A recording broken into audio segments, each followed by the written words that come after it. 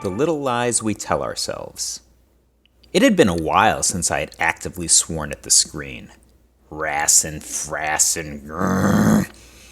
I told you not to play during the day, my wife calls across the couch. You built that rating mostly in the middle of the night. I mean, first of all, LOL. Factually, she was correct.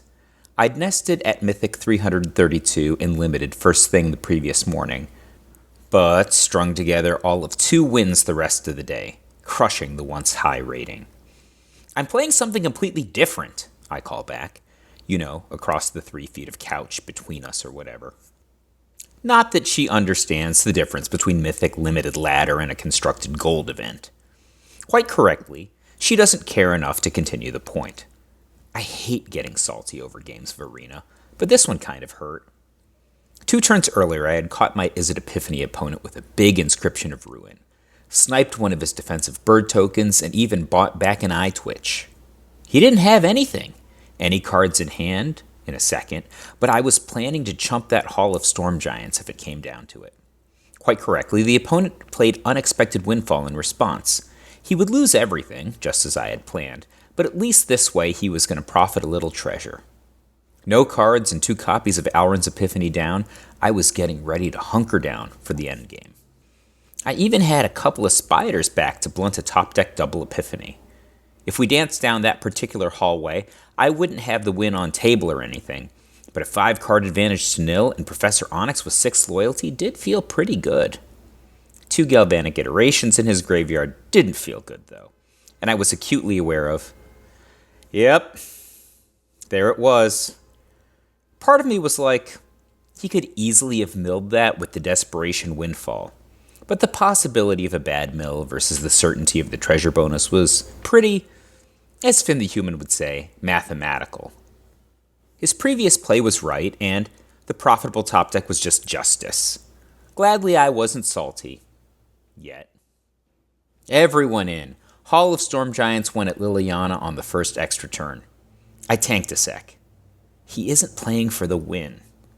I had a Blood on the Snow in hand, which gave me a second of pause. Yes, it's still right to trade against the birds. I have too much advantage in hand.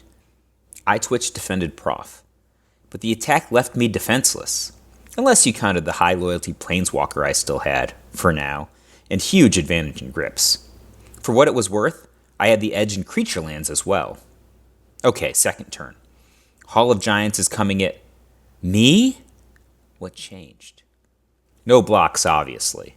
Not that I had the option to block. After the remaining birds, that left me at 4. What could he have? Galvanic Iteration, Prismari Command. Yup. With the Hall of Storm Giants, that would be 4, you know, exactly my life total. Frassin'. In case you were wondering, I caught another annoying loss the next round, to a good matchup, but eventually rallied for my 7th win. But the loss to Epiphany stuck with me. I've learned to wallop blue decks, both blue-red and even blue-white based with devastating mastery, in the last few weeks using the power of the Meat Hook Massacre for 0. But I'm never really confident when it's some kind of island on turn 1. But I love winning the matchup. It usually takes a ton of concentration and angling some technology the opponent doesn't know well, but it feels so good, because when you win, it's almost always from behind. I'd played so well until that Hall of Storm Giant switcheroo. He just had to top deck Epiphany. And then what? His one of Prismari Command the next turn? How lucky! And you know what? It was lucky. In hindsight, I had the option of not blocking the first Hall of Storm Giants attack on Professor Onyx, though, didn't I? It didn't feel like an error at the time, and if I weren't already working on an article about how we lie to ourselves, I might never have come around to a big one that I'm guilty of. Lie number 1. When I'm winning, but they top deck, I tell myself they won because they drew the nuts. I think a lot of us kind of throw up our arms and say, if he draws Epiphany into Epiphany, I'm gonna lose. We accept the nuts without considering other possible sequences of outs the opponent might have to catch up, take the lead, or otherwise go over the top. The reality is, people don't always have to windmill slam the Mega Millions jackpot to get out of it when we're winning. Hitting a couple of consecutive silver scratch-offs might just be able to do it, and I think we would all do better considering how they might do so. Remember that time John Finkel didn't block Brian Kibler's wolf token? Even the greats can make this kind of error. Let me give you 2 things to chew on to help you address this. When I'm playing with my back against the wall, I often play my best Magic. Just yesterday, I beat an unnatural growth that had triggered for something like 5 turns. My opponent had Asika's Chariot and 3 Old Growth Trolls, which eventually became 3 Old Growth Troll enchantments. I figured every single turn how to keep one paltry life and minimize the impact of such titanic trample. Skullport Merchant did a lot of chump blocking, and I relied heavily on the Meathook Massacre just so I could get one more activation out of Lolth or Professor Onyx. But in the end, my opponent had like 11 permanents tapped, and I realized that thanks to Massacre chipshot damage, I would be able to swing in for Exactsies. I've won multiple PTQs this way, basically cursing my luck, but forcing myself to find the narrow path at the same time. While much more mentally exhausting than God draws and mana-screwed opponents, it can feel pretty satisfying.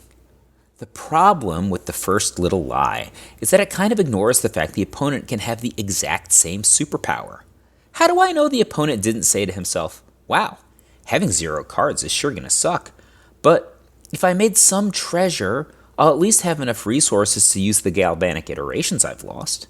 Or, why can the opponent not do the same kind of careful math to take down a tight game on low margins? Clearly they can. And if they're any good, they're figuring out how they can keep playing. Maybe we should spend more effort improving our own decisions by looking for some of what they're looking for, beyond, the absolute nuts. Here's another angle, based on expectation. Many years ago, I was at the birthday dinner of a very famous Magic player. At the time, for sure, I was the poorest guy at the table, at least effectively. Many of the other diners have kids now, but at the time, I think I was alone in that department. The credit card game came up. The bill was over $2,000. Many people bought into the credit card game. I thought about joining myself. I'm very likely to not lose, I thought. That makes this a good bet. And I didn't really want to pony up my $200 share or whatever. One of my friends, similarly in the bottom half at the time, wouldn't let me. While it is true that you will not lose the majority of the time, this is a fair bet, not a good bet. You have to remember that someone is going to lose. When it's your turn, the loss is devastating. To evaluate this bet correctly, you need to consider the magnitude of the loss, not just its likelihood of happening. He and I were the only ones to not play, and to this day, I consider the differentiation between a fair bet and a good one of my life's most valuable lessons. In the Epiphany duel, I was very likely to not lose to double Epiphany. But had I properly evaluated my opponent's other routes, I might have had a different game outcome. Or, 7-1 instead of 7-2. Same prize. Lie number 2. It doesn't matter. Thankfully, I've never actually made this mistake. However, I once almost did, and have certainly told myself this lie.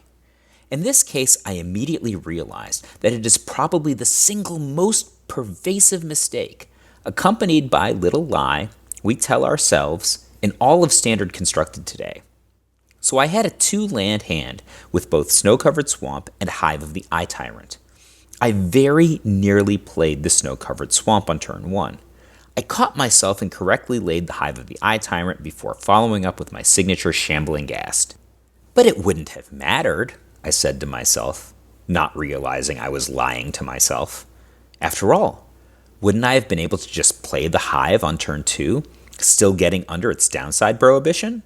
Yes, in the vast majority of cases. But not one. That's right. I recognized that if my first draw / 8th card were a second copy of Hive of the Eye Tyrant, I would have put myself into quite a pickle on that particular misplay. So 2 things. First of all, just play the proper land on turn 1. If nothing else, burn this into your mind. It's such a lazy but such an avoidable error. Number 2, think about how many times you make an error and decide that it just doesn't matter. It very well might not matter in a particular individual case, but I guarantee you that excising this from your Magic vocabulary will pay off in the future. Imagine I had played the snow-covered swamp on turn 1, and my 8th draw were something other than a Hive of the Eye Tyrant. I would have had no consequences, and would never have registered how poisonous this pervasive error might be. Because it just doesn't matter most of the time. So someday in the future, I might lazily lay the wrong land, and in a game, I'm supposed to win. Against mono green or mono white maybe, I'd have quite the rude awakening. Those maniacs play Werewolf Pack Leader or Luminarch Aspirant on turn 2. Their 3-drops are insanely high leverage. Believe you me, taking off turn 3 against one of those decks is not what you want to do, if you want to win. Not when it's so completely avoidable. This is a case where it's not just the error we're trying to avoid. It's the bad habit that comes from not being caught by the error very often. Until we are. Line number 3. I have good limited skills. I don't. Back when there was such a thing as the Duelist Convocation International, I was rated top 25 in limited more than once. Most of my money finishes on the Pro Tour are surprisingly on the back of 40-card decks, at least in part. But when I'm good, I'm mostly just memorizing pick orders or become laser focused on a particular color combination or archetype. The biggest gap in my game, which you think might have been corrected sometime in the past 27 years, is that I'm not very good at complicated creature combat. This is not limited to limited. However, it comes in limited much more often than constructed, just because people in constructed, often me even, play sweepers like Blood on the Snow, the Meat Hook Massacre, or Burn Down the House to prevent extremely wide creature standoffs that require or reward excellent combat skills. In constructed, I've largely gotten around this in one of 3 ways. 1. I play non-interactive decks that leverage creature damage, but not necessarily creature combat.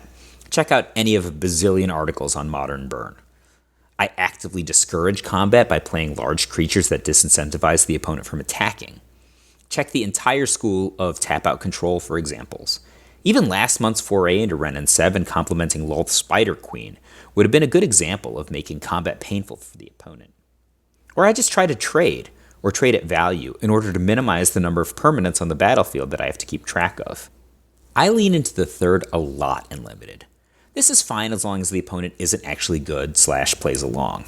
However, it can make you extremely vulnerable to combat tricks or instant speed removal. In the deepest, darkest part of 2002, I once made top 8 of an Odyssey Torment PTQ, where I drafted not 1, not 2, but 3 copies of Psychotog. 1 Psychotog would generally be enough to win the World Championships back then. But I didn't get out of the round of 8. I wasn't mana screwed or anything. I just completely failed to manage dozens of permanents on the cramped, candlelit barroom table, as well as my opponent did. Ironically, the famous Psychotog deck designer, Zev Gerwitz. I think many players lean into this last lie, and the same shortcut I tend to take. They can get by so long as the opponent isn't actually very good, but get walloped by, the 37th percentile player from Madison, Wisconsin. This particular lie came really clearly to me while watching a Covert Go Blue video last week. In this excerpt, Covert Go Blue is playing from behind. He has Weird Brew, trying to leverage Augur of Autumn. And his opponent is playing a pretty stocky-looking white weenie. I was really impressed by how CGB slowed down to discuss how he was going to get which blocks in, which sequence that he wanted in order to cement a mid-game where he was alive, at high enough life total to execute on his ambitious plan, but also had enough creatures to keep the engine going. My favorite part was how he declared he was going to trade his Paulo Vitor Damo de Rosa with his opponent's PV plus Luminarch Aspirant buffs at a discount turns before the latter had even been cast. Which happened. It was awesome to witness. I think that a lot of streamers don't play very well. They might be entertaining or popular, but I sometimes find myself angry watching a content creator hurl extra cards into the graveyard for no good reason. CGB is primarily an entertainer, if one of the best at that, but goes so far beyond. And man, did I admire how much better he was at blocking in that game than I would have been. So, which lies do you tell yourself? You're awful at those wide standoffs too, aren't you? It's okay. You're probably good at something else. Love, Mike.